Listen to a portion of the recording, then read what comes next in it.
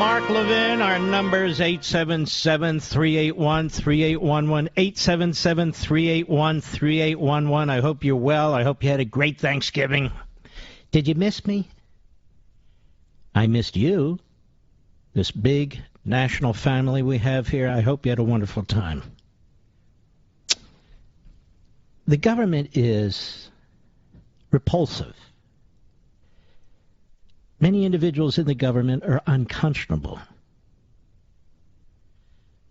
And what's happening now is we have something that is really bizarre and evil, which is an administration, a media, an educational system that is both sabotaging our country and betraying us.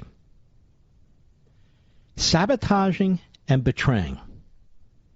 We're going to get to Tony Fauci a little later in the program. He was on all three network Sunday shows.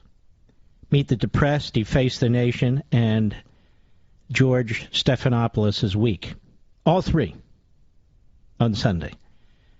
So they all work together, the American Marxists, the media, the bureaucrats, the Democrat Party, and so forth, which is why we have the politicization of science, and autocracy is the response from the politicians in that party and from rhinos. And they ignore the science. Obviously, Florida's doing something right. Florida has the least number of cases and deaths. It has the #1 best record in the nation. Despite the fact it's a hub for people coming into this country, including from the third world and the Caribbean in particular. Texas has the 4th best record. Now, it wasn't that long ago when Joe Biden and the rest of the idiots were trashing the governors of both of those states, DeSantis and Abbott. Now their words don't pass the lips of Joe Biden, his press idiot, his autocrats, or the media. On Meet the Depressed, Deface the Nation, and George Stephanopoulos' Week, none of them said, hey, look, you used to attack DeSantis. He has the best record in the country. You used to attack Abbott. He has the 4th best record in the country. Vermont has the highest number of vaccinated people. It has one of the worst records in the country. How do you square these things as scientists and medical professionals? But they don't ask them questions like that. And they're not going to. Sabotage and betrayal. Maybe I should have kept that to myself. Maybe that's my next book, Mr. Producer. Biden to increase U.S. oil lease fees 50% while accusing big oil of anti-competitive activities. This is Breitbart, but it's all over the news because that's what they're planning on doing. Oil leases, they would increase them 50%. If you're communist China, fascistic Russia, Islamo-Nazi Tehran, or the inbred in North Korea, you are cheering. Or the inbreds who run Saudi Arabia, you are cheering. You can't believe your good luck that the American Marxists in the United States have a mouthpiece in the Oval Office and throughout his administration, where they're literally going to further cripple the American fossil fuel industry. They're going to further cripple the American fossil fuel industry while the price of gasoline, natural gas, oil, all petroleum products are going through the roof. While inflation is not only going through the roof, it's going to get worse and it's going to last longer. And so the reaction by Biden and his comrades is to make it worse, to sabotage our oil industry, and to betray the American people. Under this false flag of climate change, under this false flag of we're going to transition. Well, we haven't transitioned. And who exactly is going to do the transitioning? I'm not talking about gender here. Who's going to do the transitioning? Who? The administration? Just because they throw hundreds of billions of dollars around? Doesn't work that way. It's never worked that way. It can't work that way. There is no transitioning going on, ladies and gentlemen. Oh, there's little spurts and starts here and there. Little companies trying to get off the ground with massive amounts of government subsidies at the federal and state level. But there's no brand new great technology. We would have heard about it already. In the meantime, they're sabotaging us. The Democrat Party is sabotaging the country. And by the way, not just in this area, but that's where I'm focused right now. You would raise by 50% the fees to drill on federal lands for oil leasing? And by the way, just because you get an oil lease doesn't mean you're going to find oil. It's an extremely expensive process. So the same companies that helped develop fracking, that drove down the price of oil and oil products, that made us energy independent, patriotic companies with patriotic Americans working there, getting oil and soot under their fingernails, hard hats, working oil rigs, truckers, people who work the trains, on and on and on, blue-collar workers, providing all the energy for the elites and the white-collar workers. You're going to attack them as unpatriotic? These companies are unpatriotic. They're so unpatriotic that prior to this presidency, fuel prices were low. They were affordable. We had energy independence. We didn't have to rely on Russia and Saudi Arabia or anybody else. Now home heating oil prices are going to go up. The New England area, the Northeast, obviously parts of the Midwest and Southeast, and etc. Going to be terrible. Terrible. This is how they talk about the middle class and the poor people, how they're going to take care of them. Energy equity, environmental equity. This is what they do. They drag everybody down. This is absolutely outrageous. So the Biden administration, Biden, Harris, and the rest of them, they're going to make the price of fuel even higher. They're going to reduce the domestic supply even more. Even more.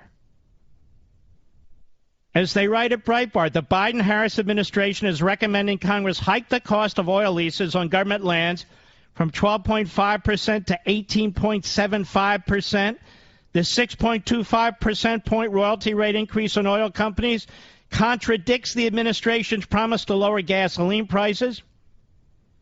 Biden-Harris administration have asked OPEC to increase oil supplies. They asked the Federal Trade Commission to investigate oil companies for so-called anti-competitive behavior. How come nobody can investigate the Democrat Party and the federal government and the bureaucracy for anti-competitive behavior? That's what they're all about. That's what they're all about. And what's the federal government going to do with this money? Piss it away, as it always does. As it always does. An increased royalty rate would be the first rate hike since 1920. And so there's Biden bending over backwards to the degrowthers, the American Marxist movement. It's really unbelievable what's taking place in this country. Now, I want to talk briefly about climate change. I'm going to talk briefly. I try to use these occasions to go a little deeper and a little broader. And there was a magnificent piece, really great piece by Norman Rogers, and it was great because it was thorough, but it was brief, relatively speaking. Originally in the American Thinker, The Profound Junk Science of Climate. Couple of days ago. When we come back, I really want you to listen to this because everything that's being done is being done on a fantasy, on a fraud, on a theory, driving an ideology. It's the war against capitalism. It's the war against you, the working people of this nation. It's the war against private property. It's the war against home ownership, against vehicles. They want you in these tiny little compartments, using public transportation, you know, like Moscow, 1937. I'll be right back. Mark Levin.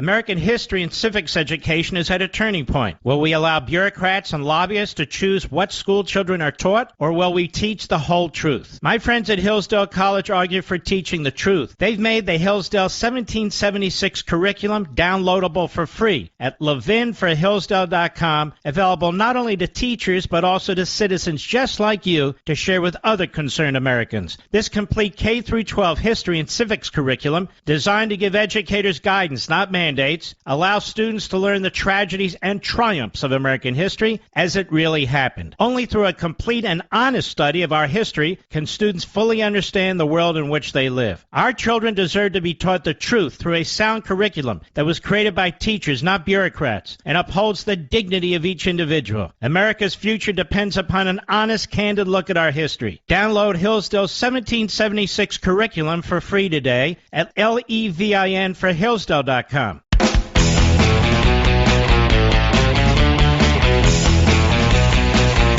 By the way, folks, speaking of books, American Marxism has sold more books than Obama's latest book. But Obama's latest book is like number 9 on the New York Times bestseller list, and mine is not on it anymore, just so you understand what's going on. My publisher informed me today that American Marxism will be in Costco another week or two.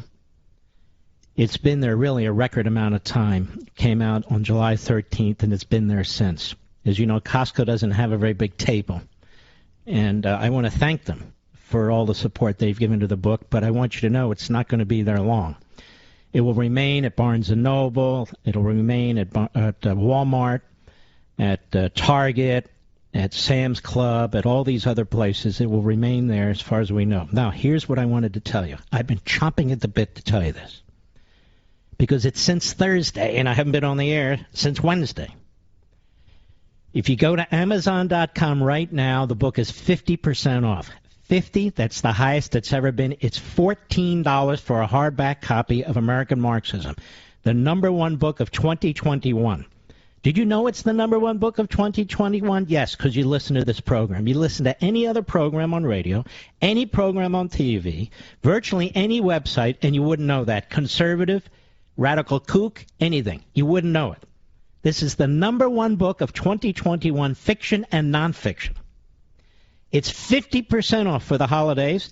Now, Amazon is very fickle. They could change that in 15 minutes. So I want to strongly encourage you, get over there if that's what you want to do for Christmas. Hanukkah just started. Happy Hanukkah to my Jewish friends. Hanukkah has started. Christmas is 26 days away by my calculation. So everything is appearing now. 50% off for a copy of American Marxism. If you wanted to give it for a gift, it's $14 off. In other words, it costs $14. You can't get a fast food meal for 2 people for $14. So now is the time to jump in if you have not. I'm quite serious about this. It's time to save money. So the retail price is $28. The best I've ever seen it cut down to was $16.50 or 60 or 80 cents, something like that. It's $14. $14. All right.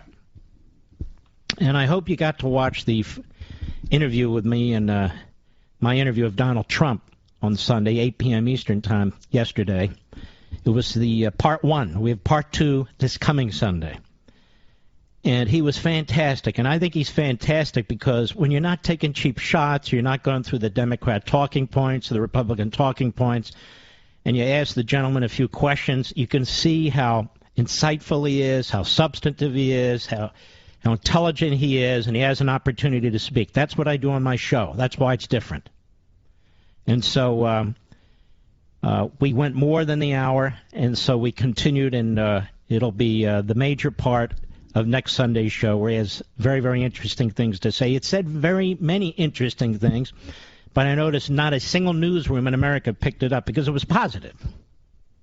Because it was positive. Otherwise, they would have gone nuts with it, of course. Plus, I'm detested. That's the other reason. All right. Let's begin now. We'll have to continue after the bottom of the hour. The profound junk science of climate. And I have discussed this at great length, even in Liberty and Tyranny, almost 13 years ago. Norman Rogers. Climate change prophecy hangs its hat on computer climate models. The models have gigantic problems. According to Kevin Trenberth, once in charge of modeling at the National Center for Atmospheric Research, none of the models correspond even remotely to the current observed climate of the Earth. The models can't properly model the Earth's climate, but we're supposed to believe that if carbon dioxide has a certain effect on the imaginary Earths of the many models, it will have the same effect on the real Earth. The climate models, and you know, on Life, Liberty, and Levin, as well as Levin TV, I've had many guests discuss this. The climate models are an exemplary representation of confirmation bias, the psychological tendency to suspend one's critical faculties in favor of welcoming what one expects or desires. Climate scientists can manipulate numerous adjustable parameters of the models that be changed to tune a model to give a good result, quote unquote, good in the sense of what result they want. Technically, a good result would be that the climate model output can match past climate history. But that good result competes with another kind of good result. That other good result is a prediction of a climate catastrophe. The sort of so-called good result has elevated the social and financial status of climate science into the stratosphere. In other words, it's now become an ideological pursuit and a financial pursuit. Once money and status started flowing into climate science because of the disaster its denizens were predicting, there was no going back. Imagine that a climate scientist discovers gigantic flaws in the models and the associated science. Do not imagine that his discovery would be treated respectfully and evaluated on its merits. That would open the door to reversing everything that has been so wonderful for climate scientists, who would continue to throw billions of dollars a year at climate science if there were no disasters to be prevented. They wouldn't, is the point. I want to continue. This is very important. We'll be right back.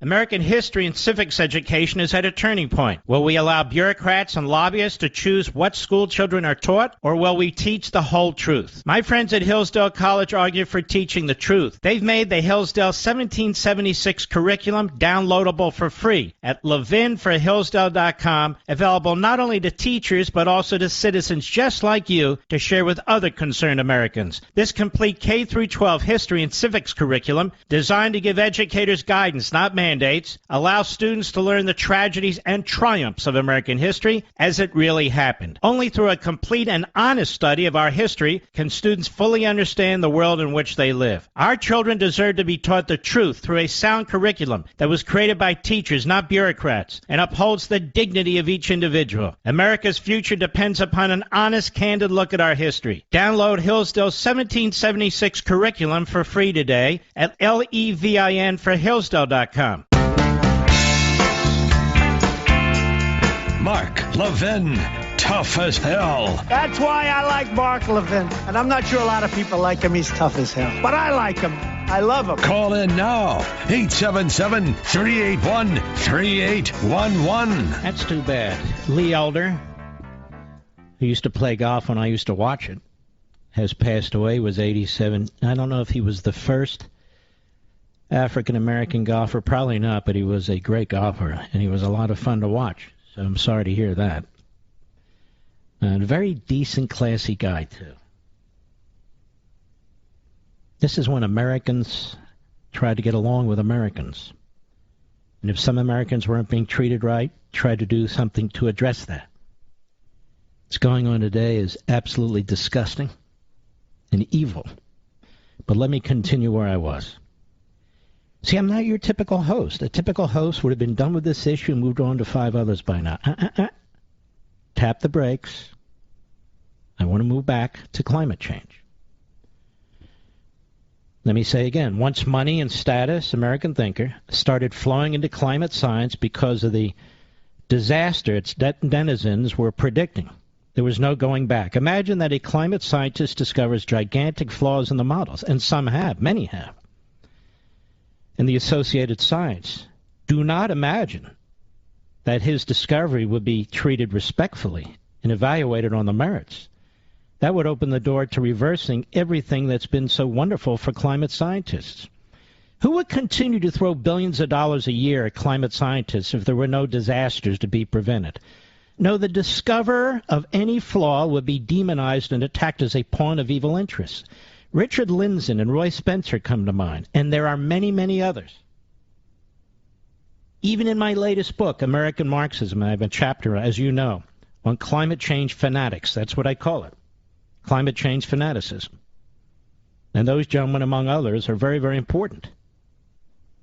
There are many more skeptical scientists keeping quiet in varying degrees. Testing a model against past history and assuming that it will then predict the future is a methodology that invites failure.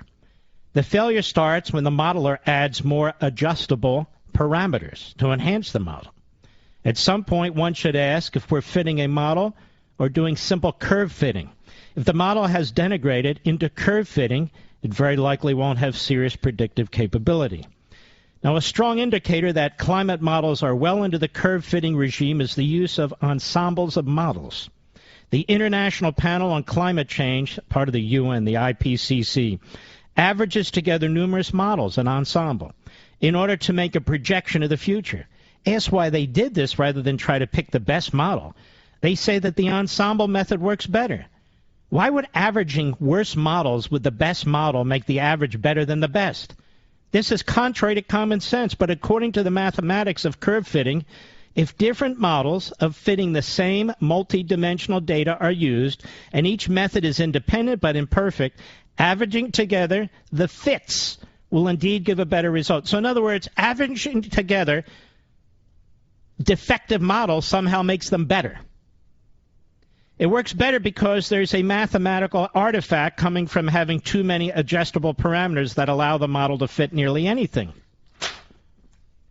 Well, one may not be surprised that the various models disagree dramatically, one with another, about the Earth's climate, including how big the supposed global warming catastrophe will be.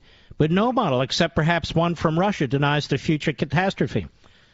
And I did a show on Life, Liberty, and Levin several years ago on this, and it turns out the Russian model has been the most accurate. You know why? Because Russia doesn't fund climate change, radicalism, and extremism. It's not because their scientists are smart or smarter. It's because they don't politicize the process. There's a political reason for using ensembles in order to receive the benefits flowing from predicting a climate catastrophe. Climate science must present a united front. That is, a unified front. Dissenters have to be canceled and suppressed. If the IPCC were to select the best models, dozens of other modeling groups would be left out. They would no doubt form a dissenting group questioning the authority of those that gave the crown to one particular model. With ensembles, every group gets to participate in a rewarding conspiracy against humanity. And I might add, every group gets to participate in the massive amount of money that is being spent on this. Fitting the model to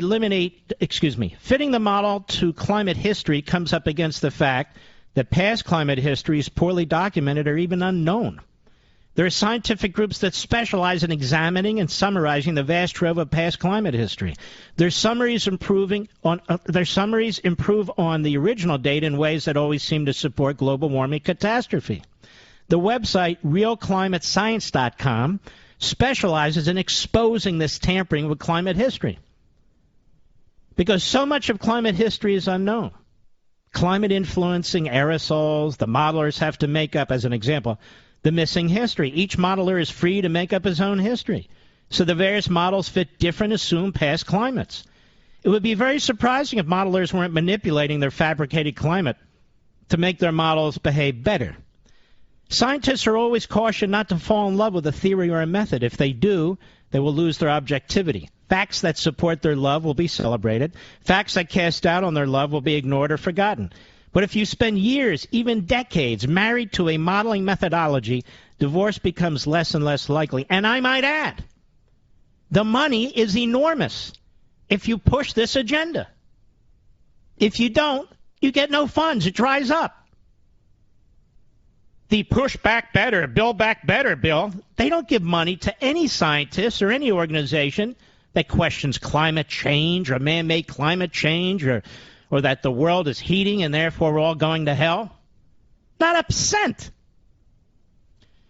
The National Academy of Sciences is a private organization in Washington that touts itself as the science advisor to the government. Their advice has some common threads. They never criticize the scientific establishment, and they always promote spending more money on science. Like the teachers' unions, they pretend to support the common good, but actually promote their constituency's special interests. The Academy sponsored a report on the future of climate modeling. They apparently saw nothing wrong with staffing the study committee for professional climate modelers, that is, the people who are doing the modeling.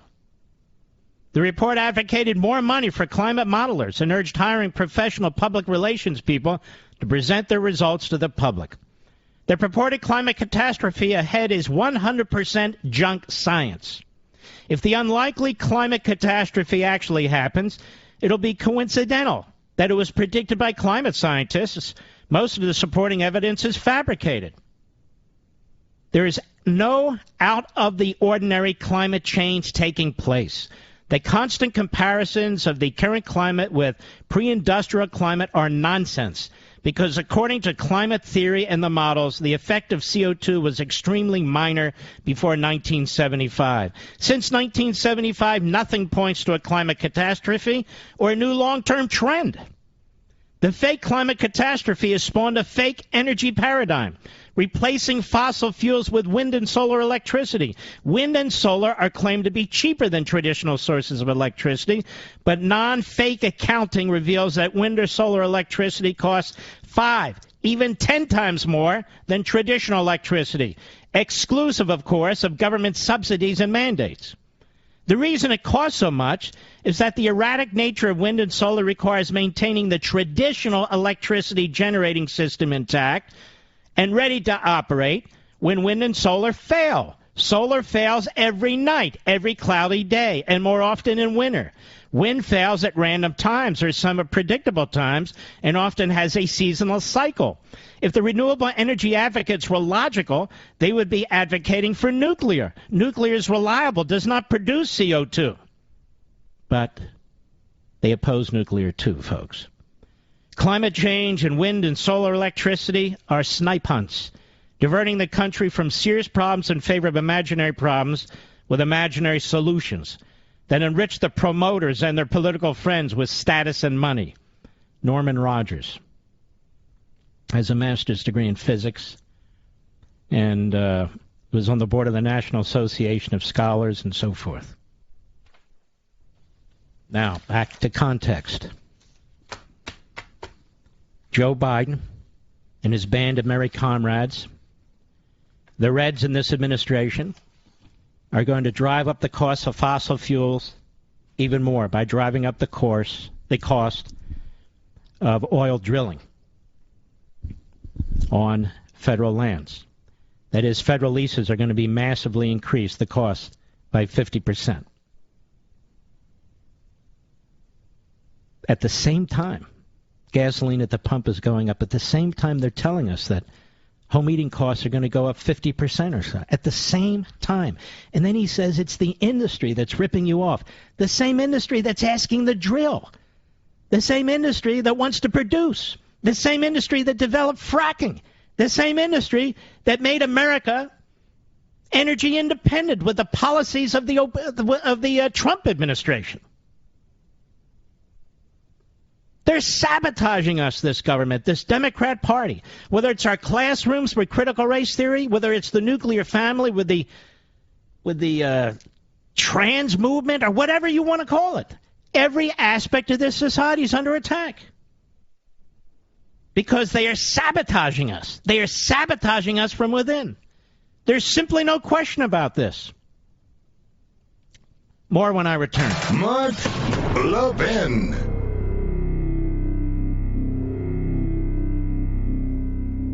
American history and civics education is at a turning point. Will we allow bureaucrats and lobbyists to choose what school children are taught, or will we teach the whole truth? My friends at Hillsdale College argue for teaching the truth. They've made the Hillsdale 1776 curriculum downloadable for free at levinforhillsdale.com, available not only to teachers but also to citizens just like you to share with other concerned Americans. This complete K-12 history and civics curriculum, designed to give educators guidance, not mandates, allows students to learn the tragedies and triumphs of American history as it really happened. Only through a complete and honest study of our history can students fully understand the world in which they live. Our children deserve to be taught the truth through a sound curriculum that was created by teachers, not bureaucrats, and upholds the dignity of each individual. America's future depends upon an honest, candid look at our history. Download Hillsdale's 1776 curriculum for free today at levinforhillsdale.com.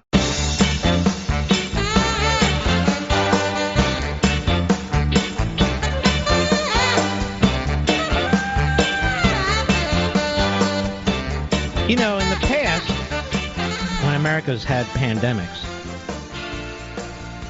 we didn't shut down our economy. We tried to build up our economy. We didn't subsidize people not to work. We insisted that people work harder. Our people on their own worked harder. We didn't crawl into a corner of our basement wearing masks and paper bags over our heads and rubber boots and goggles until the government said the coast was clear. That's not who we are. That's not what we do. We didn't insist that people commit hara-kiri against their own small businesses or their churches or their synagogues and self-destroy them, and then claim that's all righteous, that's all science. What's going on right now is worse than medieval.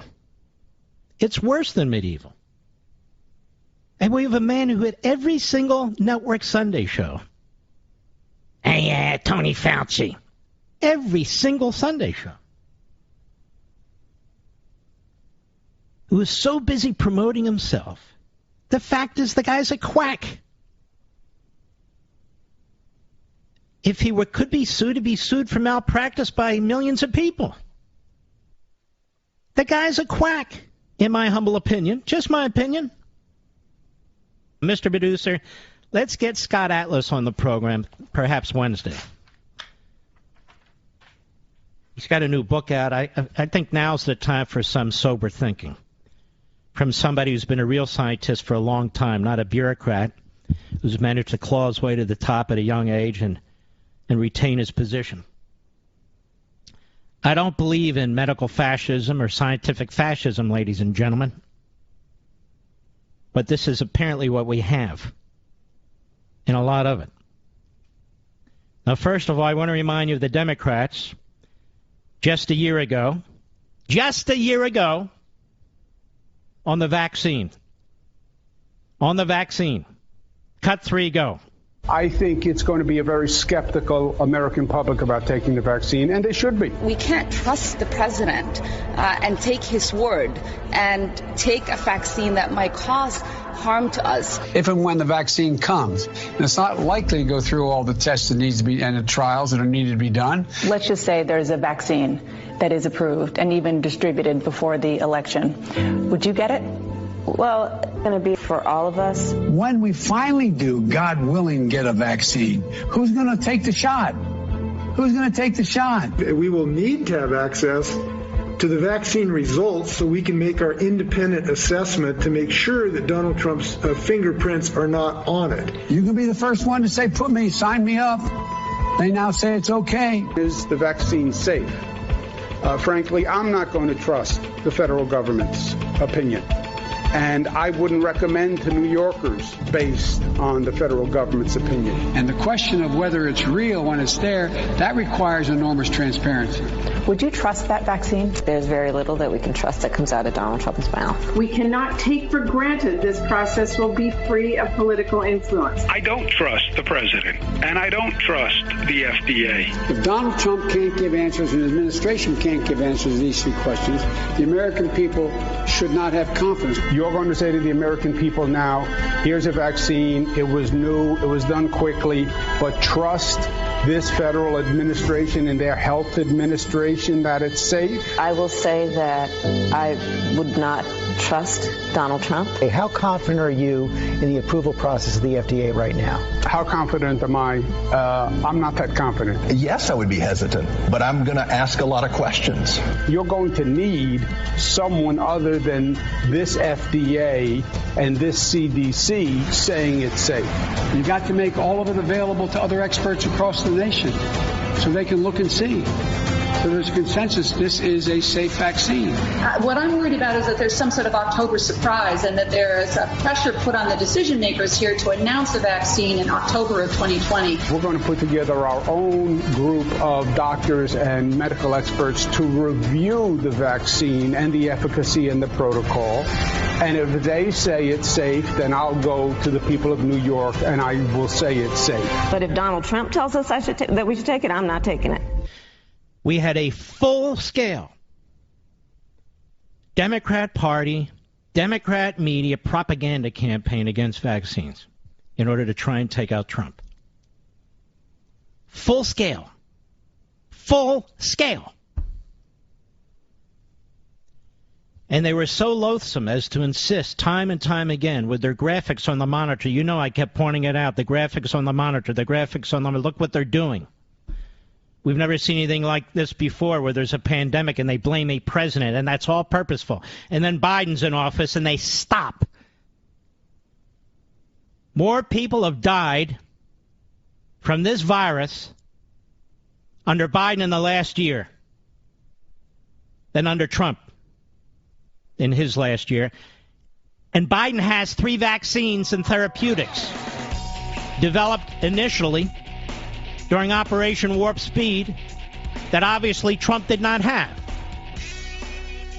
And as I've said many times, and I'll say it again, whether here, on my Sunday show, Hannity, wherever, how is it that Joe Biden's not responsible for every single death that is now occurring?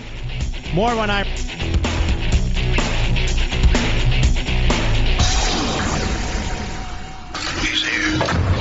He's here. Now, broadcasting from the underground command post, deep in the bowels of a hidden bunker, somewhere under the brick and steel of a nondescript building, we've once again made contact with our leader, Mark Levin.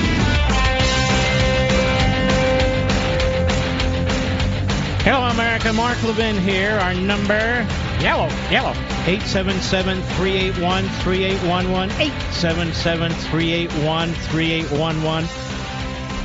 What do climate change, quote-unquote, critical race theory, quote-unquote, and COVID have in common? They're intended to freak you out. And if the American Marxist gets what he or she wants, they should freak you out. But here we are now. Omicron. Omicron? Isn't that the president of France? No, it's Macron. Omicron? Oh my God, there's Omicron! There's an Omicron variant, ladies and gentlemen.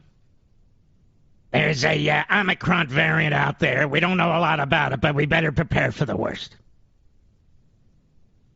Get your goggles, your paper bags, get your rubber boots. Get ready. Practice being in the fetal position in the corner of your basement. If you don't have a basement, use the attic. It's time to store as much toilet paper as you possibly can. What could go wrong? Toilet paper and ketchup. Meanwhile, I'm looking at this. This is from Reuters. Not particularly reputable, but nonetheless Reuters. Johannesburg, that would be South Africa. A South African doctor who was one of the first to suspect a different coronavirus strain among patients said yesterday that the symptoms are different from the dominant Delta variant and are, quote, very mild, unquote. Very mild. They're very mild. Now designated Omicron by the World Health Organization, the variant was detected and announced by South Africa's National Institute of Communicable Diseases on November 25th from samples taken from a laboratory from November 14 to November 16. The doctor said a patient on November 18 reported at her clinic being extremely fatigued for 2 days with body aches and a headache. Symptoms at that stage were very much related to normal viral infection, and because we haven't seen COVID-19 for the past 8 to 10 weeks, we decided to test, she said, adding that the patient and his family turned out to be positive. On the same day, more patients came in with similar symptoms, which was when she realized there was something else going on. Since then, she's seen 2 to 3 patients a day. How many patients does Dr. Fauci see, Mr. Producer? None. I don't see any. I'm too busy. I'm Mr. Science. I defend science. We've seen a lot of Delta patients during the third wave, and this doesn't fit in the clinical picture, she said, adding she alerted her association on the same day with the clinical results. Most of them are seeing very, very mild symptoms. None of them so far have admitted patients to surgeries. We've been able to treat these patients conservatively at home. The doctor said, who's also a ministerial advisory committee on vaccines, unlike the Delta, so far patients have not reported loss of smell or taste, and there's been no major drop in oxygen levels with the new variant, so it feels like the flu. Her experience so far has been the variant is affecting people who are 40 or younger. Almost half the patients with Omicron symptoms that she treated were not vaccinated. Those predominant clinical complaint is severe fatigue for 1 or 2 days, with them the headache and the body aches and pain. That's the most serious complaints that she gets. That's the most serious complaints. Now, with this in mind, and Fauci knows nothing, knows absolutely nothing. He's on every Sunday show. Hurry up, get Fauci. My God, the ratings are down. We got to hype it. Come on, everybody. Come on, come on. Let's go. So here he is, Tony Fauci on ABC's This Week with Week Stephanopoulos. 8, cut 8, go. Expect to be seeing more lockdowns again, new lockdowns, more mandates? Why does he jump to this? How about what do you know, when did you know it, and what can you tell us? No. Should we expect to be seeing more lockdowns again, new lockdowns, more mandates? Yes, more tyranny, more totalitarianism. Yes! This is your media today. Corrupt as hell. Just corrupt. Narcissists, egomaniacs.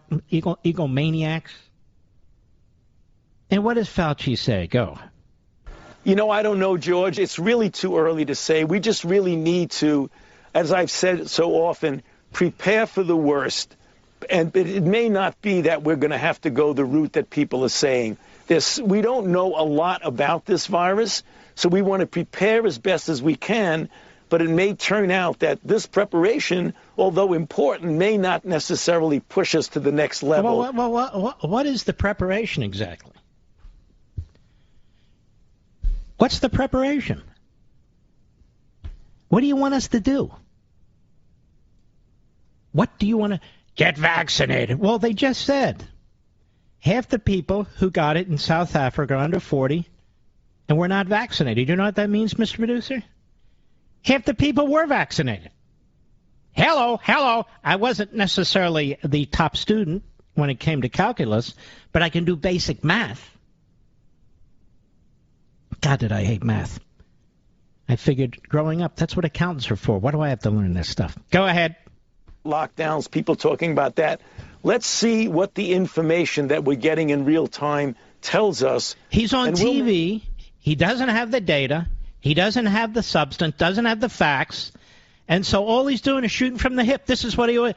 Let's wait and see. Let's wait. That's when we get the facts, when we get more information. But is that all he said on Sunday? Now here he is on Deface the Nation. Cut 9, go. Senator Cruz told the Attorney General you should be prosecuted. Yeah. I have to laugh at that. I should be prosecuted. What happened on January 6th, Senator? Wow, he prepared for that one. And what did happen on January 6th? What did he do, dummy? You see how political this guy is? What did he do? I should be prosecuted. What the hell? Sounds like a cackling Kamala. But the truth is, nobody died on Ted Cruz's watch. Ted Cruz isn't running the infectious disease operation of the National Institutes for Health. Wear a mask, don't wear a mask, wear 2 masks, wear goggles, stay in your house, hide under the table, wear a mask when you're taking a crap. Do this, do what I tell you. I'm Mr. Science. Come on now. The best guy at this has been Cuomo. What? What? Go ahead. Do you think that this is about making you a scapegoat to deflect from President Trump? What is this? Seriously, what is this? What is he on there for?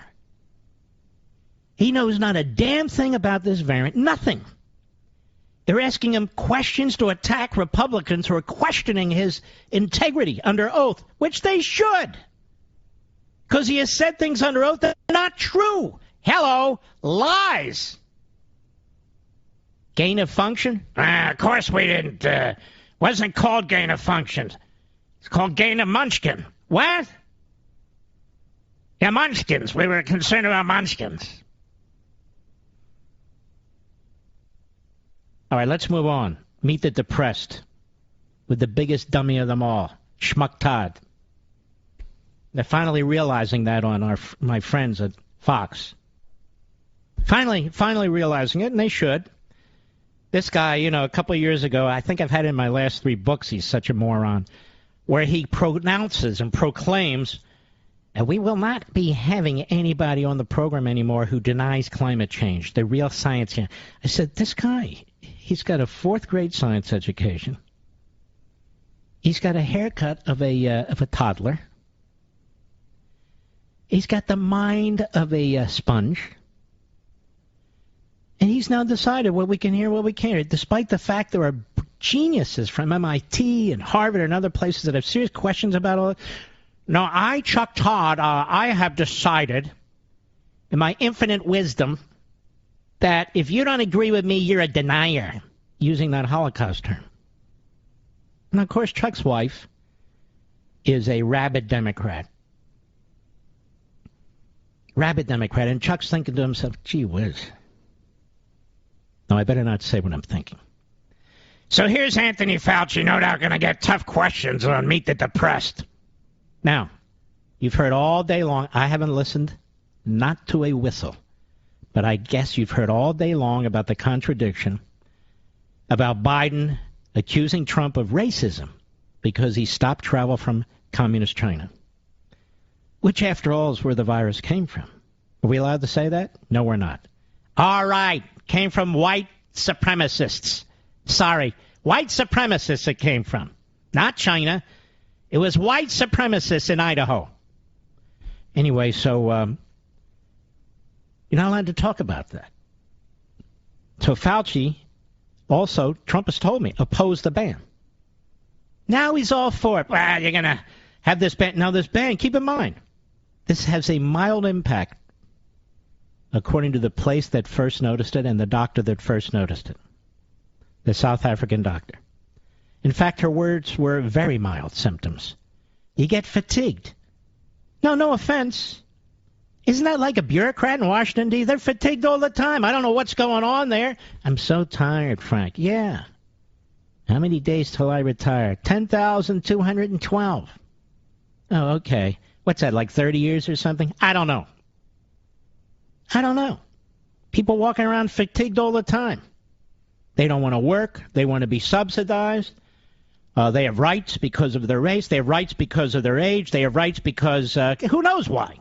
We're handing out rights left and right. I would like one. May I have one, please? Here we are. Meet the depressed. Go. Thank goodness that the South Africans are really extraordinarily good in what they did. They were completely transparent right from the beginning. We were on the phone getting real-time information for them on Friday. And what did you get? Did she tell you it was very mild? Why are you on every Sunday show? You're not even talking medicine or science. What's up with you? Remember how they used to talk about how this guy was a tremendous athlete in college, Mr. Perdue? You remember this? He was a tremendous basketball player. He's about 4'3". He was a tremendous basketball player.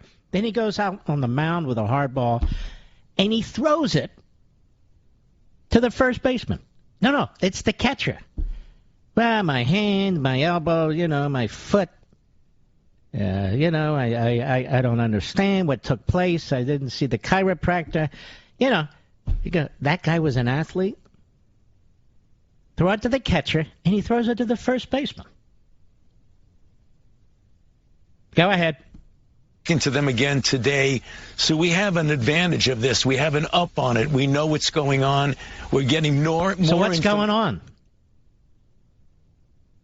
Go ahead. Real time. When you diminish or stop or block travel from a particular country, there's a reason for that. It's Whoa! Really? Now there's a reason for it. When Trump did it, it was racism. Now, ladies and gentlemen, would we not be so far better off in every respect in this country if Trump were in the Oval Office and Biden were still in his basement? Tell me the truth. Tell me the truth. I mean, I understand Bill Kristol has a head injury these days. I think he does.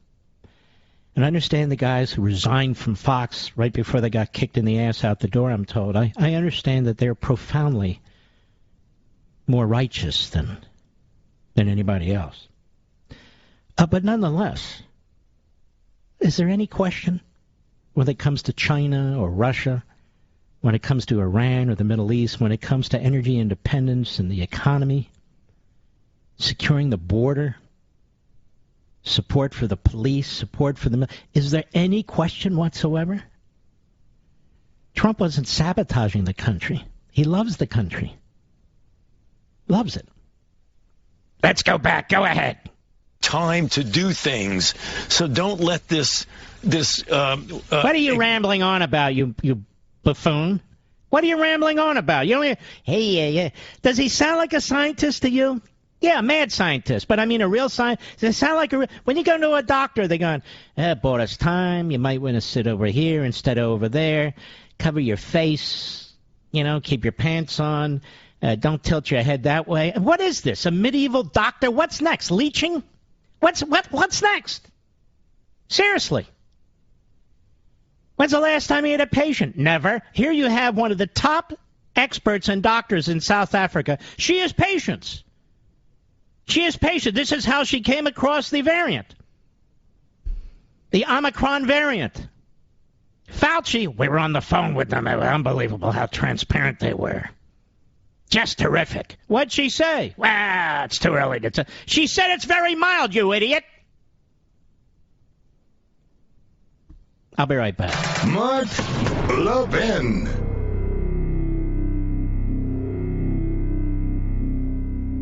Over 2,000 of you, my listeners, made the switch from overpriced wireless carriers to Pure Talk over the past few months. We want the rest of you to join us and to see what we're talking about. If you're with AT&T and Verizon or T-Mobile, your family could save over $800 a year just by switching to Pure Talk. You get great coverage, you can keep your phone and your number, and you'll save a fortune. Pure Talk is the top-rated wireless company by Consumer Affairs, with the absolute best consumer service team based right here in America. Does that sound good? Well, it gets better. Right now, get unlimited talk, text, and 6 gigs of data, just $30 a month. And if you go over on data, they don't charge you for it. They don't care. Go to puretalkusa.com and enter promo code Levin Podcast. Again, puretalkusa.com, promo code Levin, Levin Podcast. And when you do, you'll save 50% off your first month. That's puretalkusa.com, promo code Levin Podcast. Pure Talk USA, simply smarter wireless.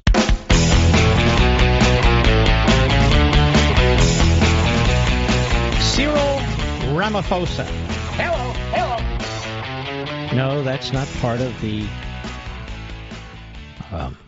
various makeup and so forth out there. Cyril Ramaphosa. Have you ever heard of Cyril Ramaphosa, Mr. Producer? How about Mr. Call Screener? He's very busy. Well, he's the president of South Africa today, and he's ticked off. Joe Biden picked 8 African countries. 8 African countries. 8 black countries, essentially, to put a travel ban out there. And there's no doubt, I didn't hear anything, every talk show host in America on TV and radio has pointed that out to you. Now, if Joe Biden were Donald Trump, you know that they'd be calling him a racist. And here's the thing. Joe Biden actually has a racist history. That's right. He was a segregationist. He threw in with the 2 Mississippi former plantation owners. He likes to talk about Charlottesville. Charlottesville had nothing to do with race when it came to Trump. Oh, I know, the lib media, the Democrats, their little websites get all worked up about it, but the fact is the president did not support the Klan or neo-Nazis. None of them. It was a horrible death that took place there as well. But here he is. Cut 13, go. We call upon these countries that have imposed travel bans on our country and our other Southern African sister countries to immediately and urgently reverse their decisions. Now, these restrictions are completely unjustified and unfairly discriminate against our country and our Southern African sister countries. I think that's a fair point, particularly when that doctor in South Africa said that the variant has very mild symptoms. Countries are South Africa, Botswana, Zimbabwe, Namibia, Lesotho, Eswatini, Mozambique, and Malawi. I understand Malawi is beautiful, by the way. You just can't visit it. All right, I shall return.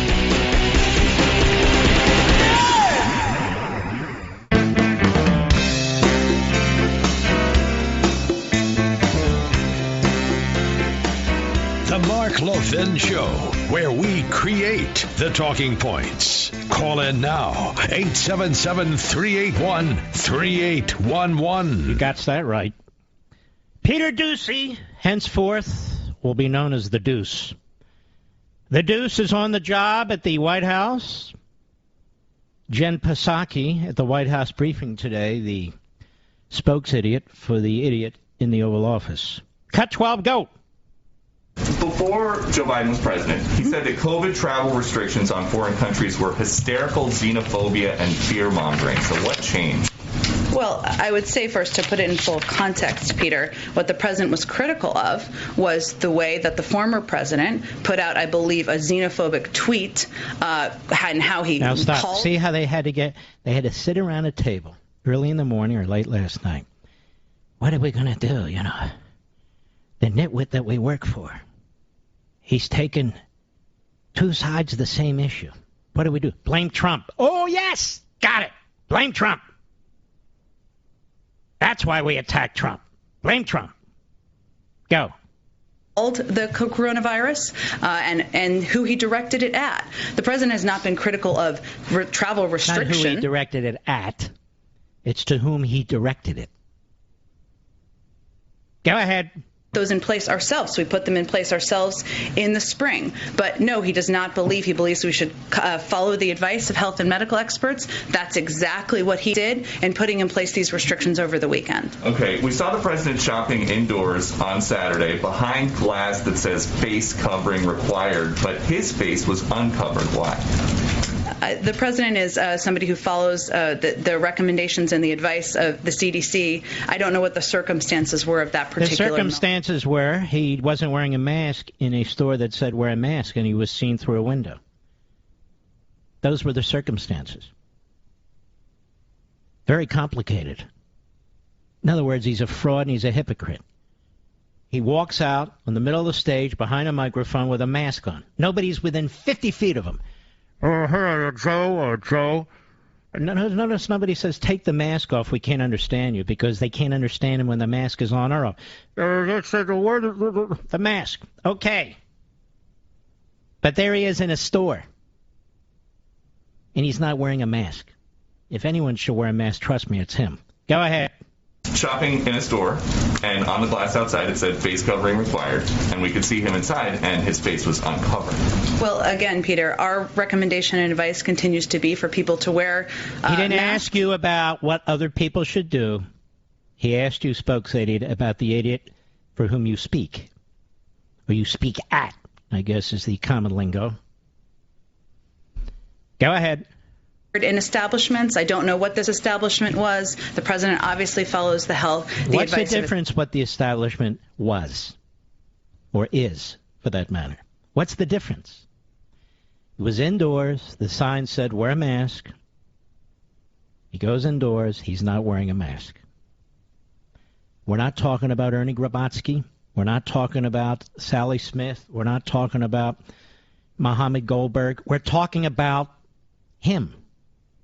Joseph Robinette Biden. Lunch Bucket Joe. Go ahead. Is there concern that when the president says today, please wear your mask indoors in public settings around other people, and he doesn't do that, that it's going to make it harder to get people to follow him? No, of course not. You don't understand the circumstances, Deuce. Nope. The circumstances. You don't understand the circumstances. Follow the CDC guidelines. Go ahead. And people and all of you see the president wearing a mask every time he comes out to an event, when he's sitting in meetings, and certainly he will continue to model behavior he hopes the American people will follow, not for his benefit, but to save their own lives and the lives of their friends and neighbors. Well, let me say this about Joe Biden trying to save our lives. This is a great man, Joe Biden, trying to save our lives. I don't know how he got out of the Vietnam draft. Maybe he's pigeon-footed or something. I don't know. Nobody ever wants to talk about that. It's always Trump, Trump this and Trump. Yeah, we only wish Trump were there. Oh, but the tweets, the Trump tweets, oh my. Yeah, right, okay. You didn't get an answer, did you?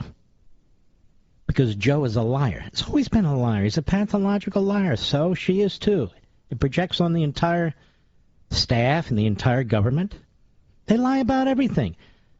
You got people coming across the border, left and right and left. But there's so many we can't keep count. The border's closed. It's secure. Oh, I'm sorry. I didn't notice that. We have inflation raging months ago. And it's temporary. Then it's for your betterment. It just shows they one of their clowns, but it just shows the economy's back. Don't sweat it. Now inflation's through the roof. Oil companies, get the oil companies. What are you talking about? Oh, the truth shall set you free. Then we had trillions. We're going to spend trillions and trillions. Like drunken Marxists. And you know what? It won't add one penny to the debt. Oh, not one penny. Not a penny. No way. What with all the pay-fors? Don't you love the way they talk? All the pay-fors. Pavers, no pay-fors. Pavers, no pay-fors. All the pay-fors we have. Oh, yeah. We're going to have all kinds of taxes on American business. And if they say they can't compete, they're liars. Go get them. Get them. Get them. Oh, okay. The pay-fors. I don't know what a pay-for is, but it's a pay-for. And it's going to be everybody who took Economics 101 and even left the course halfway in the semester. Freshmen. high schoolers are saying, no, this isn't adding up. Joe Biden up. And then all of them repeat it. That's right. 0. Yeah, 0, 0, 0. You even have clowns at the New York Times on MSLSD or the Constipated News saying, oh, I understand it's going to be, pay for. A pay for? What's a pay for? A pay for? No, a pay for. Oh, a pay for. I see. And so the truth is a lie, and the lie is the truth when it comes to these frauds. Another reporter dared to inquire. Cut 11, go. The president insisted that the travel ban on South Africa doesn't punish them and neighboring countries, but South Africa's leaders say it does. How long does the White House envision that travel ban staying in place? We will continue to assess it. I would say that the objective here is not to punish. It is to protect the American people. From what? How come when the objective was to protect the American people from the Wuhan China virus, you couldn't say Wuhan, you couldn't say China, you couldn't even say virus. It's COVID-19. Excuse me? COVID-19. COVID-19. What are you, white supremacist? It's COVID-19. COVID-19. Yes, COVID-19. Well, what does that mean? It doesn't matter. It's COVID-19. Okay, COVID-19. Trump says, all right, we're going to stop it at the source. We're not going to... You racist. You white supremacist. You obviously hate Chinese and Asians, and they used it all in their campaign ads. It's like when he was trying to secure the country from certain terrorist states that were majority Muslim, but the vast majority of the Muslim population in the world was unaffected by it. It didn't matter. You're anti-Muslim. Oh, look at that. He's a racist. Not only that, he's an anti-Semite. Oh, yes, he's an... More progress made with Israel, more progress made. He's got kids who are Jewish. He's got grandkids, but he's the anti-Semite, not Biden. And by the way, I'm going to spend a good amount of time on it. If I don't get to it today, I will get to it tomorrow. What's going on with Iran in this administration? Unbelievable. Unfriggin' believable. We want to protect the American people. That's why we're helping the Iranians have nuclear warheads, so they can hit our largest cities. Yes. We believe in equity. What are you, a white supremacist? Well, yeah, you don't think the Iranians in Tehran, you don't think that regime should have nuclear weapons? We believe in equity. Yes, we do. All right, go ahead. And say this is not going to... Shut up, you idiot. Good Lord. Is she not an idiot? No, she's an idiot. I mean, I've got stuff here. This guy, Ben Cardin from Maryland. Congratulations, Maryland. You've elected one of the stupidest clowns in Maryland to the Senate. Now, there's a lot of stupid clowns in Maryland. You have all these radical Dems. Why would Ben Cardin, of all people, wants to accelerate getting off fossil fuels? I hope you people in Maryland understand what that means every time you fill up your car.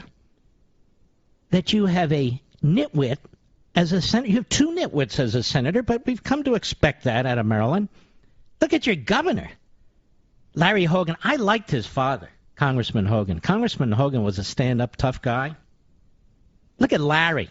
Larry. Look at Larry. Larry wants to take on Trump for the president. In other words, Larry wants to draw attention to himself. Like Chris Christie and Kasich. The three of them. The Three Stooges. We got Three Stooges everywhere. All right, I'll be right back. Mark Levin.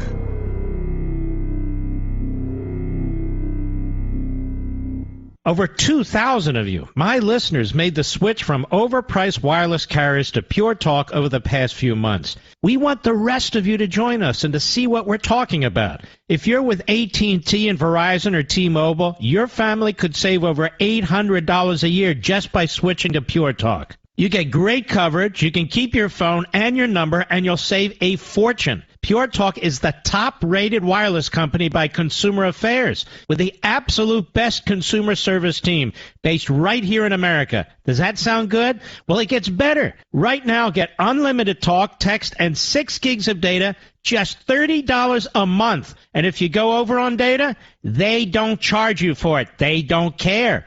Go to puretalkusa.com and enter promo code Levin Podcast. Again, puretalkusa.com, promo code Levin, Levin Podcast. And when you do, you'll save 50% off your first month.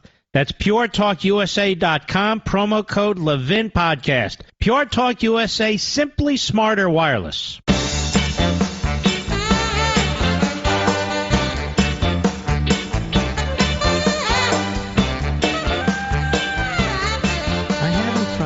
From Just the News, COVID survivors with natural immunity at low risk for reinfection or severe symptoms, study says.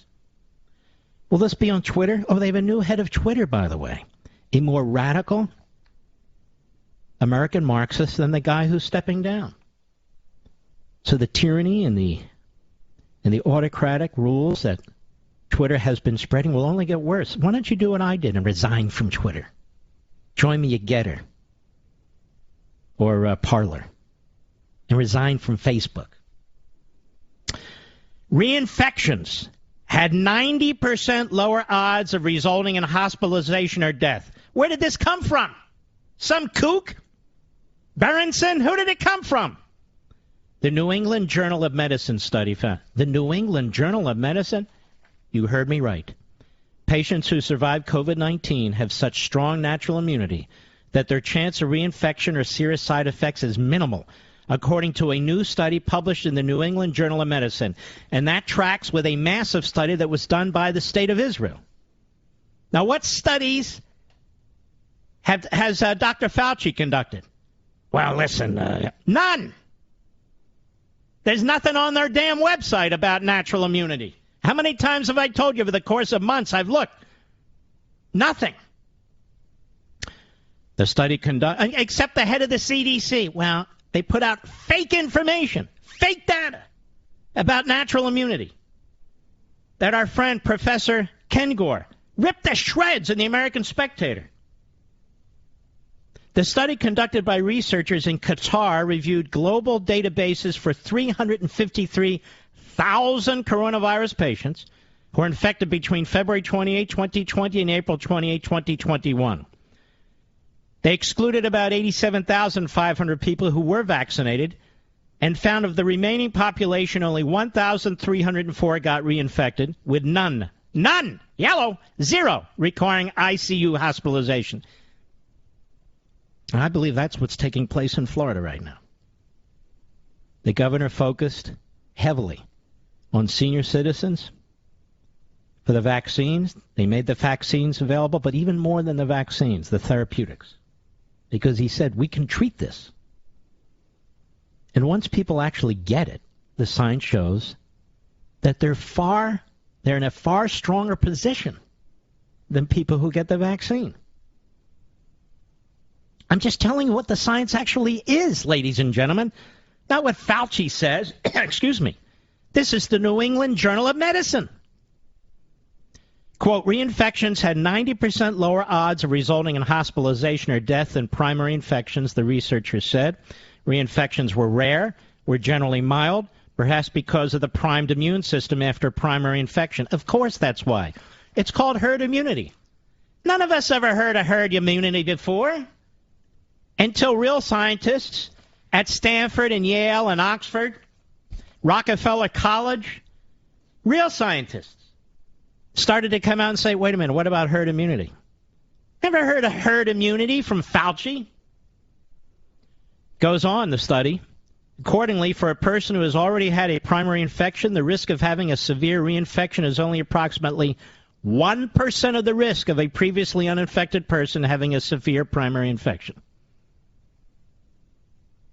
Now, the researchers said it still needs to be determined whether such protection against severe disease at reinfection lasts for a longer period. So they don't know how long it lasts. But they know it's a stronger immunity, if you will, than from a vaccine.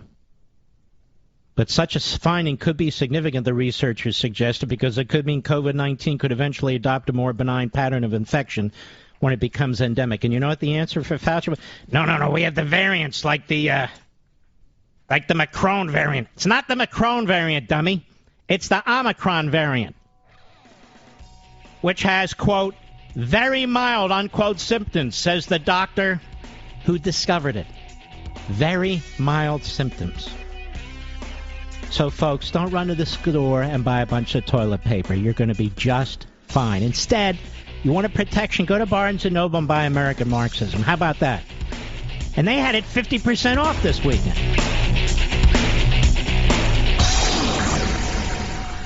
Ladies and gentlemen, this final hour of the podcast is sponsored exclusively by AMAC, the Association of Mature American Citizens. Now over 2 million conservative members strong, AMAC believes in and stands up for the values that we care about: faith, family, and freedom. Thank you for listening, and please support AMAC. And you can become a member at amac.us/join.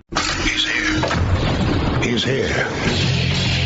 Now, broadcasting from the underground command post, deep in the bowels of a hidden bunker, somewhere under the brick and steel of a nondescript building, we've once again made contact with our leader, Mark Levin.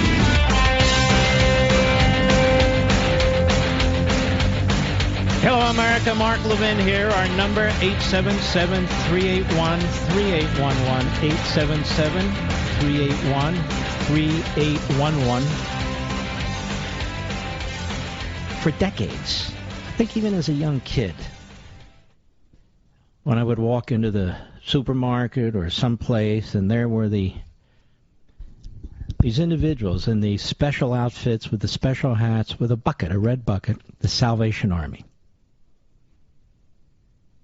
A Protestant Christian organization doing great works, and I figured they're among the least controversial of the organizations out there. I've never heard anything negative or political from them. And so I don't need the government to tell me to redistribute wealth. When they're out there, if I go into the store, I'll always put a $20 bill in there, or come in, put a $20, whatever it is. Same with the Boy Scouts, the Girl Scouts, whatever. But these institutions are dying. Not all the boys and girls in the Boy Scouts and Girl Scouts and their parents, many of them are so earnest.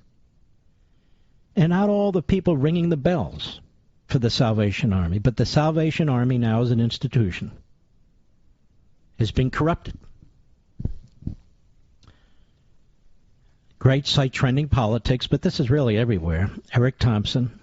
Salvation Army wants white donors to offer a sincere apology for systemic racism. What was founded in 1865 in London, England, is both a Protestant Christian church and an international charitable organization. The Salvation Army has now embraced critical race theory. Its first red kettle was set up in Oakland, California in 1861. Imagine setting it up in Oakland, California today. Would they live? And since then, millions of people have dropped coins and bills into their kettles while a smiling person repeating Merry Christmas rings a handbell perpetually. But this group, like many others who have drifted away from the sole purpose of advancing the gospel, is now embracing racist ideology peddled by anti-white activists, including Ibram Kendi. The organization is embracing the ideas of Black Lives Matter, an activist group, not just an activist group, a Marxist group, deemed as domestic terrorists by some who are working to dismantle white privilege, quote unquote, and, quote, disrupt the Western prescribed nuclear family structure, unquote. As I keep saying, and in American Marxism, this whole trans movement, it's not about individuals, it's a movement, is aimed at destroying the nuclear family, among other movements. The Salvation Army's leadership team just created a, quote, International Social Justice Commission, unquote, which has developed and released a resource to educate its white donors, volunteers, and employees called Let's Talk About Racism. It asserts Christianity is institutionally racist, calling for white Christians to repent and offer, quote, a sincere apology, unquote, to blacks for being antagonistic to black people or the culture, values, and interests of the black community. Again, dehumanization of the individual, ladies and gentlemen. We're not all human beings wanting the same things, deserving respect. So no. We're communities. Quote, many have come to believe that we live in a post-racial society, but racism is very real for our brothers and sisters who are refused jobs and housing. If you're refused a job or housing because of your race, you have a tremendous federal civil rights lawsuit. And you can make millions if you can make your case. Denied basic rights and brutalized and oppressed simply because of the color of their skin, one lesson explains. There's an urgent need for Christians to evaluate racist attitudes and practices in light of our faith and to live faithfully in today's world. Now, in an accompanying study guide on racism, it's called Study Guide on Racism, Salvation Army authors explain all whites are racist, even if they don't realize it. Quote, Sunday school curriculum that only uses white photography and imagery is an example given that perpetuates injustice. It says we must stop denying the existence of individual and systemic institutional racism. They exist and are still at work to keep white Americans in power, the lesson says. Well, I'm done with the Salvation Army. I posted that fact about 72 hours ago. They will not receive a penny from me ever again, and that's too bad because I'm sure they did some charitable good works, and they've since put out another statement that's actually pretty weird, that they're going to assess the situation. I don't need you to assess this situation. If you support critical race theory, you support racism and Marxism, not Christianity, not faith, not morality. How many moral Marxists are there actually? Just think about the genocide. Think about the poverty. North Korea, the little inbred, has sentenced to death by firing squad an individual who dared to buy some kind of game and apparently sold it or shared it with little school children. Not little school children, I guess they're in their upper teens. They've been sentenced, most of them, to 10 years hard labor for daring to play the game, and he's been sentenced to death. Maybe the Salvation Army really ought to learn about what it's pushing here. If there are people out there, folks, and I mean this in all seriousness, if there are people out there who do not understand what's going on, do not understand this threat, it is beyond my expectations that Amazon would slice the price of American Marxism by half, from $28 retail to $14 on sale right now. And I want to thank Barnes & Noble, which did the same thing. And their sales went up 120%, I'm told, over the weekend. They did it over the weekend. They should do it every day right through Christmas. And so should Amazon, but I don't know if they will. These things tend to be temporary. So I don't know what else to do but to encourage you over the microphone, in front of the television Klieg lights, get your copies of American Marxism. Many of you have it. Most of you may have it.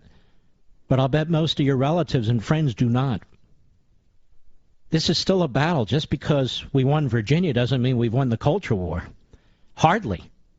And that's what bothers me about establishment Republican politicians. That's what they point to, and they think it's a victory, even though they had nothing to do with it. It is a victory in a battle, one battle. The media is still corrupt. Academia is still corrupt. The Democrat Party is still corrupt. They're still pushing this poison, this trash, this racism, this Marxism in classrooms across the country. They're still doing it. They're still doing it. Breitbart, read this piece. Armed agents in Texas school district arrest concerned parents in their homes. They went to the homes of two of them, one of whom is a vet. Claimed they were a threat. They're not a threat, and they arrested them in their homes. How about this one from the Post-Millennial website? California's new educational guidelines say math is racist. Math is racist. Just because the teachers can't teach it in schools that are filled with crime and so forth doesn't mean math is racist. How is math racist anymore? How is a pencil racist? How is a car racist?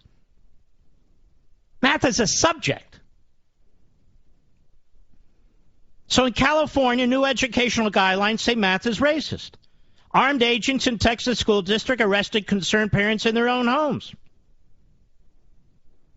We're at war. This is a culture war, as well as a political war. They're tied at the hip, but you can't fight one without fighting the other. Virginia didn't end this war. Virginia was one battle. One battle.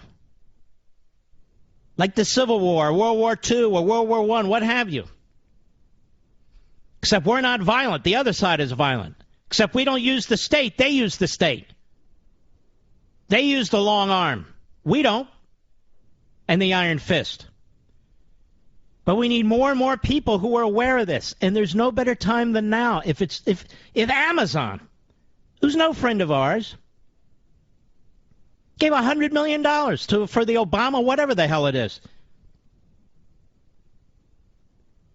If Amazon's going to cut the price by 50%, and it's their cost that they're slashing into, shouldn't we take advantage of it? Shouldn't we clower it and pivot them? They're not going to expect it. If you folks pour into Amazon tonight and order American Marxism at 50% off, it's a loss leader for them. Good. We spread the word, plus it's a loss leader for them.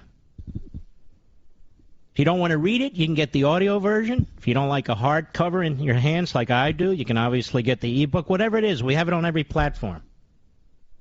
And I'm pressing the publisher now, who's really been terrific, absolutely terrific. I know people trash them and all, but they've been terrific for me and with me.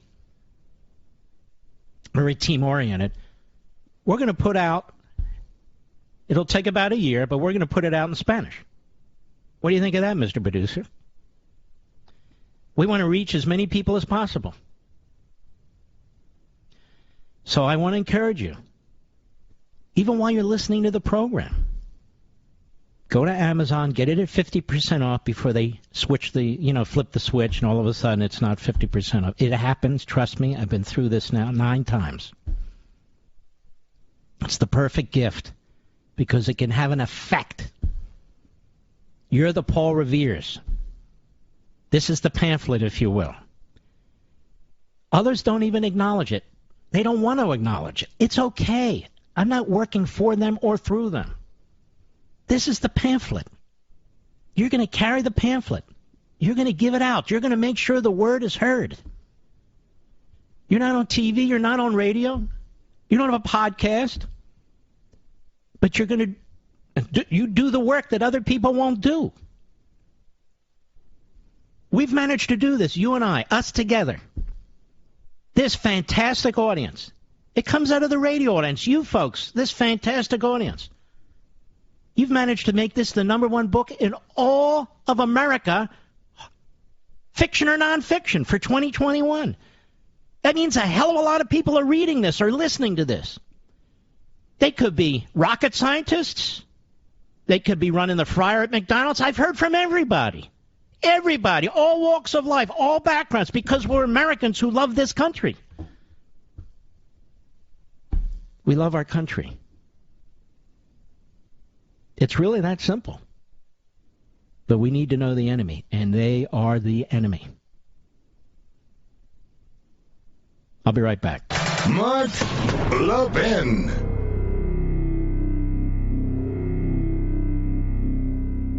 AMAC, the Association of Mature American Citizens, is one of the fastest growing organizations in America. Now over 2 million conservative members strong, and I'm one of them. AMAC believes in and stands up for the values that we constitutional conservatives care about. More than talk, AMAC fights. A full-time presence in Washington, AMAC pushes back against reckless spending, disasters like Medicare for All, and the expanding reach of the federal government. And beyond advocacy, joining AMAC gives you access to a wealth of benefits and discounts, including special member-only rates on car insurance, travel discounts, cell phone plans, and a hell of a lot more. And if that's not enough, you'll get AMAC's bi-monthly magazine, full of insightful articles on issues that matter to most of us, we conservatives. As I said, I'm an AMAC member, and you should be too. Join today at amac.us. That's AMAC.us. Stop supporting the liberal agenda that the other 50-plus organization has been pushing for. Join AMAC instead. AMAC.us.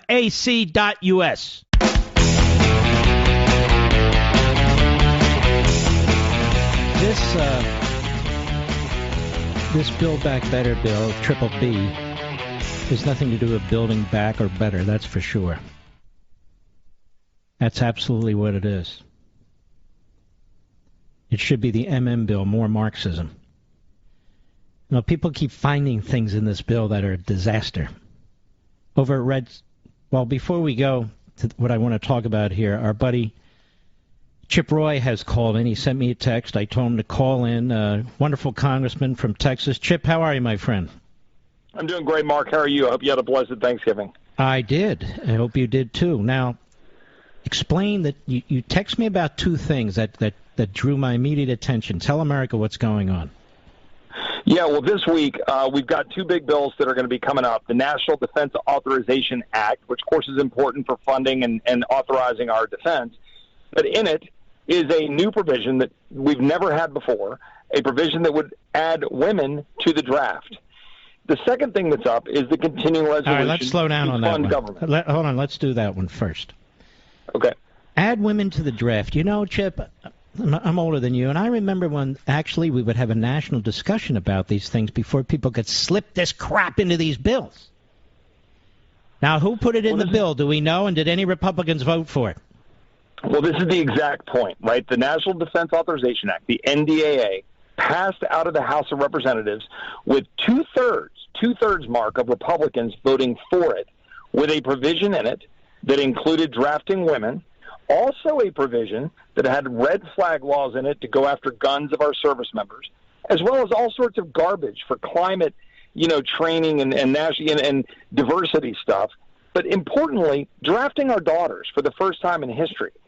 And so a lot of us have raised that issue. It's gone over to the Senate, and they're about to vote on it. They voted on cloture tonight. Now, good news, they actually denied cloture. Mitch McConnell and the Senate Republicans denied cloture tonight. So I think there's a debate on other amendments to the bill. So I'm trying to elevate, and I wrote a letter to Mitch McConnell and to Kevin McCarthy saying the official position of Republicans should be that under no circumstances should we vote for the National Defense Authorization Act if it continues to include this provision to draft women, or at least doesn't get rid of the draft. My first position is just don't draft women. But if you're going to do that, then just abolish the draft. So I think Republicans should take that position. I think it's a clarifying position. Getting any Senate Republicans taking a lead on this? Well, I think there's a few who understand how it's important. None of them, I think, have taken a position and put a letter out. But I do know that tonight, at least, for some reason, McConnell slowed it down. So our job is to force this question, and we still can. America needs to wake up. I think people are like, oh, well, it's fine. Women have served honorably. Who is the ranking Republican on the Armed Services Senate side? Do you know? Oh, my gosh. Is it Inhofe still? I don't know. Jim Inhofe certainly is a key player in this, and he should fight it. And it's Mike Rogers from Alabama in the House, and he's been terrible. He's been arm-twisting, encouraging Republicans to vote for it, even though he says, oh, don't worry, we'll get rid of it in the future. Mike Rogers? You know how rich we would be? Hold on now. Mike Rogers is... Chip, I got a couple of questions. Mike Rogers is from Alabama? Yes, sir. I never heard of him before. Yeah, he's the ranking member of Armed Services in the House, and he's arm-twisting people to support it, saying he'll kick them off committee if they don't support this miserable bill. They allow the radical left to add these things to these crucial bills. So Republicans are afraid to vote against them. They'll be said to be against defense. Why? Is it because they're inarticulate? They don't know how to explain what the problem is here? You're able to explain it. Right, and no person would absolutely believe that any Republican say, oh, yeah, I'm against defense. Are you out of your mind? Of course I'm for defense. I want a strong defense, used sparingly. But I don't want to have my 10-year-old daughter have to register for selective service in 8 years so some incompetent rube like Biden can do what they just did in Afghanistan, or have my daughter sitting in a damn foxhole because these, incompetent losers want to allow our daughters to be drafted. It seems to me way too many people have bought into this idea that there's no difference between a boy and a girl, a man and a woman, that sexes aren't binary, and this is more of that crap. And it's going to weaken our military. If women want to join and so forth, that's one thing. But to draft women into the... I think my audience is going to be shocked by this. So just sit still a second, Chip. All right, Levinites, we need a surge. I'm sorry it's in the third hour. I'm sorry it's late like this. We need a surge. I want everybody to call McConnell's office, Mr. Producer. Let's get his number in Washington. Yep. Make sure it's not the number, of the steak sandwich place down the street. Make sure it's his actual number. When we return after the break, I will give you that number, folks. We need a surge. that unfortunately either the Senate takes this out of the bill or kills the bill and they start it over again. I want you to hang on, Chip. You had another issue, too. But I'm quite serious about this. They don't get to just slip this. And I don't know who the hell Mike Rogers is. You want to call Mike Rogers? Call in now. Be happy to debate you on this. We'll be right back.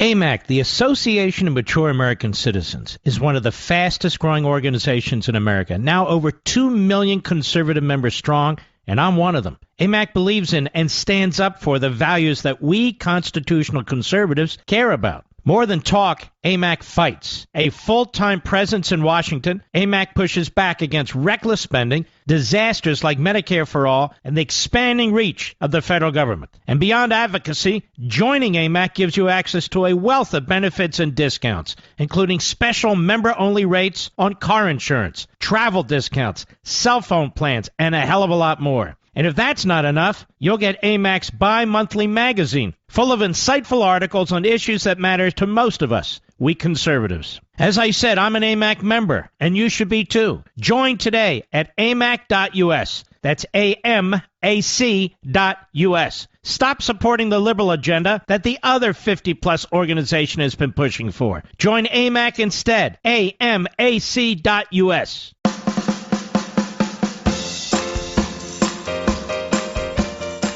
This is where Hollywood liberals come for rehab. The Mark Levin Show is back at 877-381-3811. We are in an official Levin surge, which we do rarely.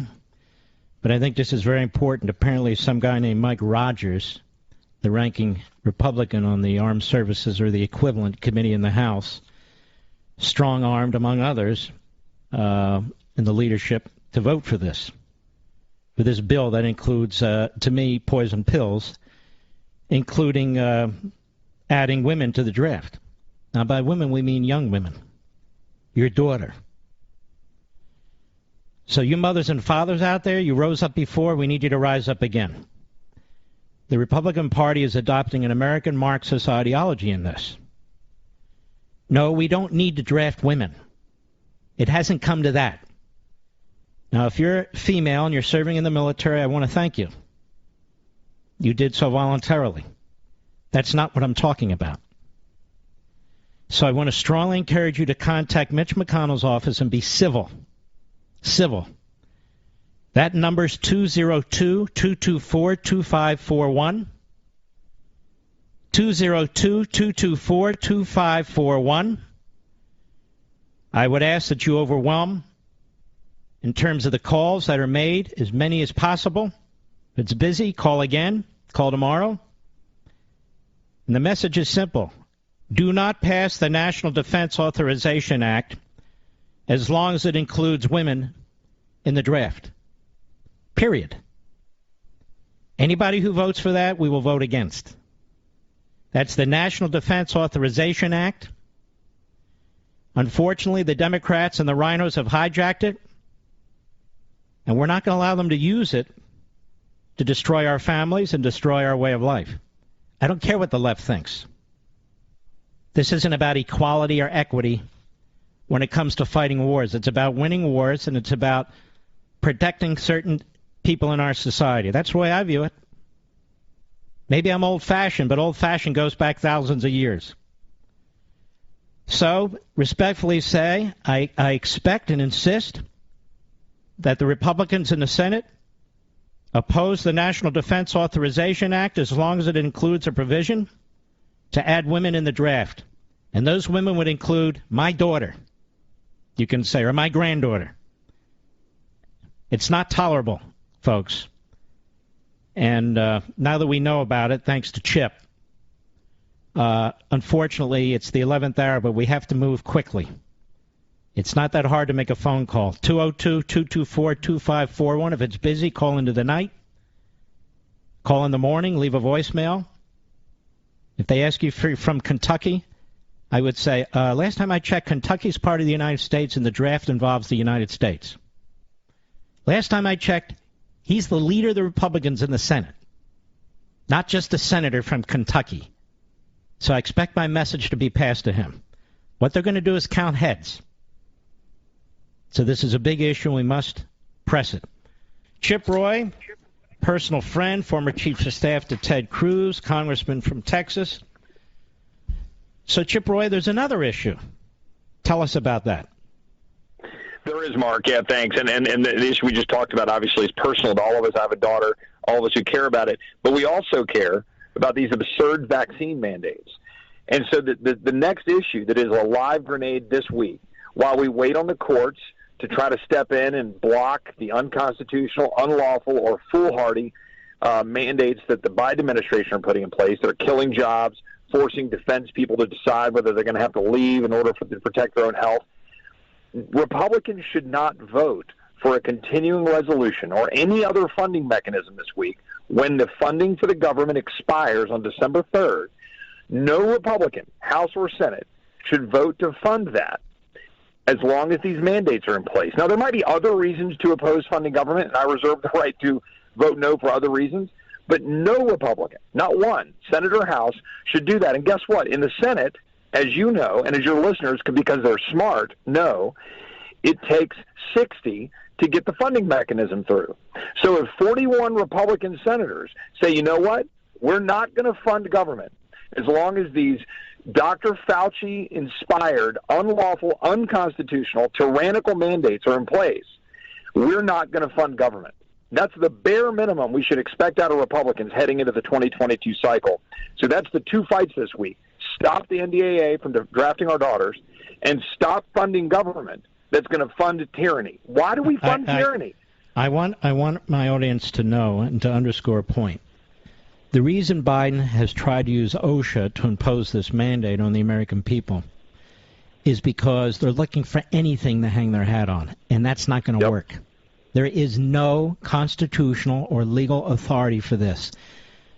So what Chip is saying is, are we actually going to have Republicans voting to give the executive branch authority to do this? Right. Again, because they stuff it into a spending bill that they will make legal what today is illegal? That's the question. And apparently a lot of them are going to do that, Chip Roy. And why would we fund government? Because even if the courts do the right thing, and I think they probably will here because it's so obviously unconstitutional, the OSHA rule, but they still, technically they have the power, not putting aside First Amendment religious liberty protections, they have the power to tell defense employees or Border Patrol or DEA employees that they have to do it. But what do you tell the father in my district, Mark, a constituent, who came to me basically in tears because his son, about whom he's proud, who has served for 13 years in the Army and believes that taking the shot risks a heart condition for him, and they're telling him he's going to have to be discharged? That is unconscionable. It's wrong. And so we should not fund a government that's doing this. And by the way, we're funding it while DOD is still pumping out all this stupid climate garbage and all this diversity stuff. But we're really going to fund a government to go after and tell the American people they have to get a vaccine mandate, let me do it this whether way, they're a federal employee or a worker. Any funding in here to continue the wall building? No, of course not. They're not. Basically, none of our priorities are in this bill. That's right. Just the Republicans are scared there might be a temporary shutdown. Correct. And here's the thing. They run away from it. Even though, by the way, when we did that in the 95 effort, we actually did well in 96 because the people saw us fighting. And so we should stand up and fight now. Ronald Reagan shut down the government. He shut it down several times to get what he wanted to get, and he won by 2 massive landslides last time I checked. And you're exactly right. Remember Ted Cruz? Ted Cruz led that filibuster, and the next election we picked up seats. And I worked for Ted Cruz then, and every one of these establishment idiots who want to sell us down the river now are the ones opposing us. So look, Donald Trump was popular and is popular today because he fought this town. He fought the establishment. He didn't accept the status quo. He took it to him, and that's what the American people want. They want us to fight. Be amazing if Republicans participate in this, but I don't trust them. I don't trust, particularly in the Senate. I don't trust them. I don't either. And I want them to stand up for the right reasons and to message it and explain to the American people that we should not accept the tyranny. Why do we fund tyranny? It's not just the vaccine mandates. It's teaching our kids that America's evil. It's teaching her. It's funding, a Department of Homeland Security that won't actually secure the border. Why do we fund IRS agents to go after people? Yeah, 100%. I would vote no on everything. That's just me. Everything. Yes, sir. Chip Roy, thank you, my friend. Keep up the fight. And when it gets closer to election, I want to have you back because we need to help you. Well, let's come on anytime. God bless you, and God bless your beautiful family. All right, you too, brother. Take care of yourself. It's unbelievable, isn't it, folks? Yes, it is. And he shouldn't be among a few who bring these issues up, The Freedom Caucus is a great organization. It's a great organization. They need to get in front of this. This guy, Jim Banks, who runs the Republican Study Committee, at least he did, they need to get in front of this too. Our usual favorites, Jim Jordan and others, we need to hear from them on this. There's times, if the leadership supports this sort of things, there's times when you just have to break from it. Nothing personal. You just have to break from it. So the conservatives in the House and in the Senate need to start standing up to this stuff. I'll be right back. Mark Levin.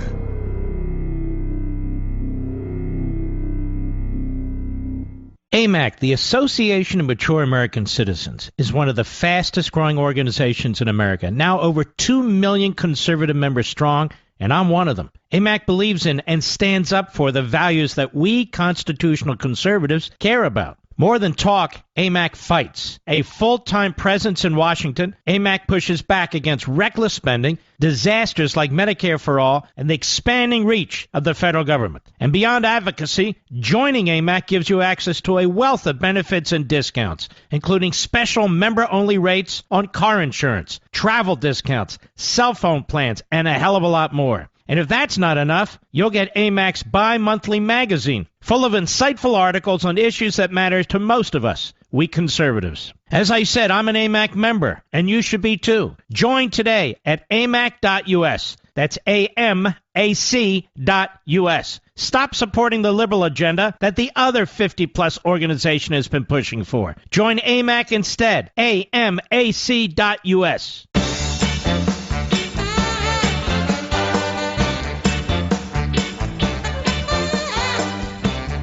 See, here's the truth, folks. We come to this battle with one arm tied behind our backs. Because the institution of the Republican Party is not what it was when Abraham Lincoln was president, or Ulysses S. Grant was president, or even when Ronald Reagan was president, that recently. It's not what it was. So we come to this battle with one arm tied behind our back, where the others have their fangs out, fire coming out of their nose. I'm talking about the Democrats and their leadership.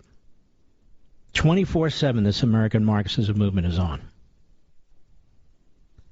But we have Republicans leading committees, like this guy Mike Rogers. Don't worry about the draft language of women in the bill. Are you kidding me? Are you kidding me? Republicans don't want to shut down the government, whatever that means, which is really nothing. So they'll vote to give Biden the power to mandate, which, whatever you think about vaccines, the Constitution does not authorize the executive branch or any branch of the federal government to do that. That's a police power that belongs to the states and always has. We are destroying this society by allowing these American Marxists to do what they're doing. This is why I say Virginia was one battle. New Jersey was one battle. Can't say yay. And the Republicans in Washington, from the head of the RNC, I heard her the other day, and others, basically trying to take credit. We're a team. We're more coordinated. It had nothing to do with this. You folks are the problem. You're the problem. And we have had to fight these people left and right. Whether it was Boehner, Paul Ryan, we've had to fight these people. And through the whole time, there's Mitch McConnell, the one common thread. The one common thread. Then we have these never-Trumpers who leaked to the New York Times when they claimed to resign from Fox. What is that crap? When I resigned from the National Review, I didn't run to the New York Times and say, hey, look at me, I'm resigning from the National Review. Nobody even cares who those two guys are, quite frankly. They don't see what's swirling around in this country. They think the danger's Donald Trump. This is how unhinged and obsessed they are. Just a sober look at what Trump did as president of the United States. Oh, they'll keep pointing to January 6th. Trump didn't do January 6th.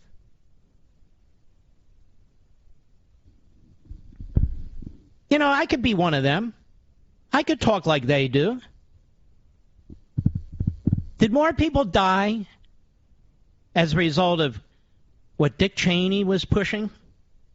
Or Donald Trump on January 6th, who didn't do anything? I mean, we can play these games, but I don't want to play these games. I don't want to.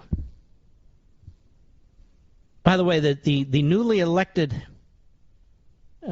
leader of the Freedom Caucus is Scott Perry of Pennsylvania. Scott Perry of Pennsylvania, I've gotten to know somewhat, is fantastic. So, of course, the Philadelphia Inquirer says he's controversial. Controversial is the Philadelphia Inquirer. You folks, most of you, obviously, are not from Philadelphia. It's a big country. But those of us who are from Philly, those of you who live in Philly, you know how rotten to the core the Philadelphia Inquirer is. Even their sports page sucks. Their sports section. Even their obituaries suck. You think the New York Times is radical? It is. You think the Washington Post is radical? It is. You think the LA Times is? It is. But nothing. The Boston Globe compares to the Philadelphia Inquirer. What a crap newspaper that is. I remember when we had the Philadelphia Bulletin. That was a real newspaper. I remember Washington when we had the Washington Star. That was a real newspaper. At least in New York, they have the New York Post. Quite frankly. I assume the Boston Herald's still around. Don't hear much from it. It would be nice if the Senate Republicans had a freedom agenda. What is the freedom agenda? I'm not aware of any. You know, we deliver the Tea Party movement, of which all of us, most of us, were a part. We delivered them the House, and Boehner turns on us. We nearly delivered them the Senate, and McConnell says, well, we might have won the Senate. What an idiot. Idiot. We had 31 governorships. An overwhelming majority of the state legislatures. The Democrats have never seen a trouncing like this. It was 2010, 2 years after Obama was in office. And they attacked us. We will not stand for that this time. I can tell you that right now. I won't. That ain't going to happen. You take that damn clause about drafting women in the military out of that damn bill, or you kill it. And we're going to be watching it carefully. Grab your copies of American Marxism.